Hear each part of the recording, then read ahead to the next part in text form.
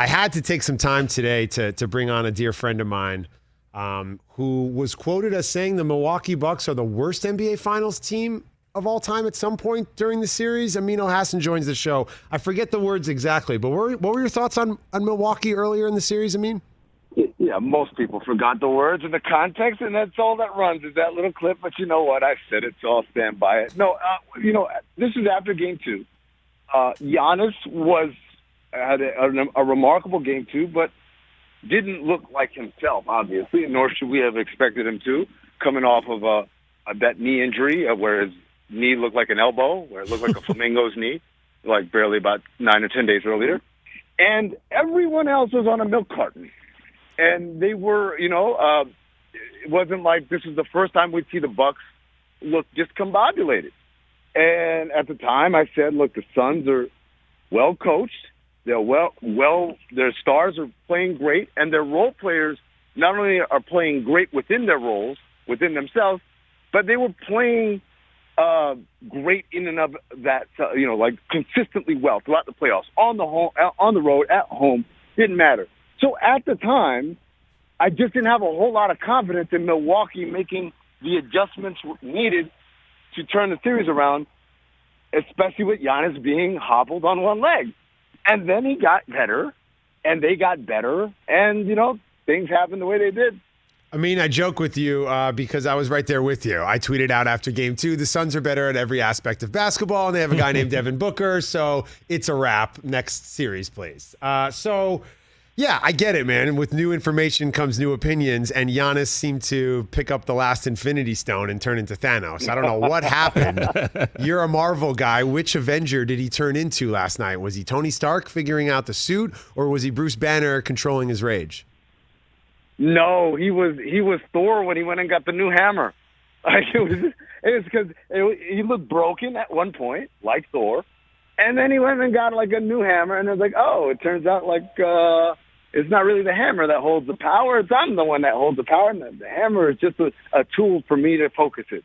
And sure enough, in that context, Ben, earlier in these playoffs, before that injury, Giannis was playing on the perimeter a lot. They give the ball to him 23 feet out, and he'd have to dribble and create, and teams were building walls. And regardless of whether he had big games or not, it was a hard way for Milwaukee to score buckets.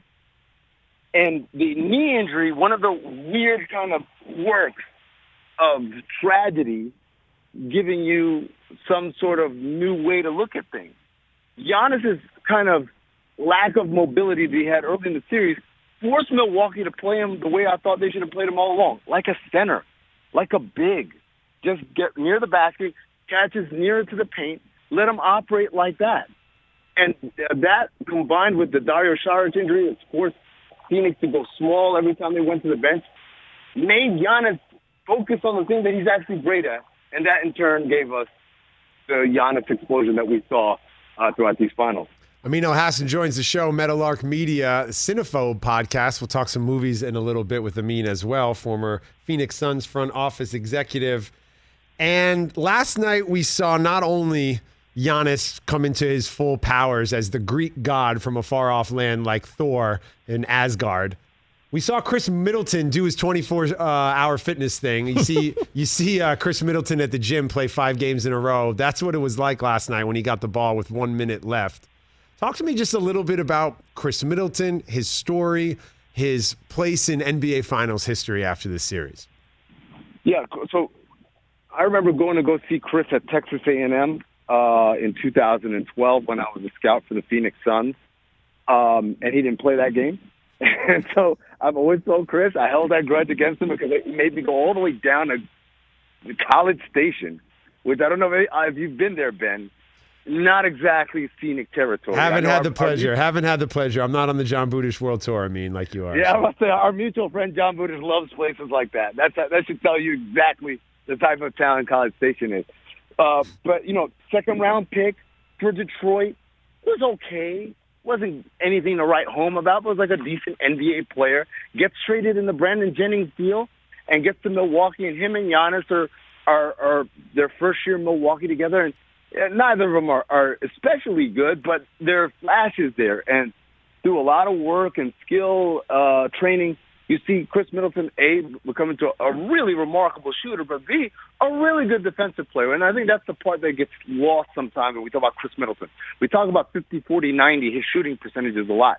But we don't talk enough about what a good defensive player he is. And him and Giannis, kind of the iron sharpening iron in practices, going from guys on the bench to guys who are starting, and then the two stars of the team to all-stars.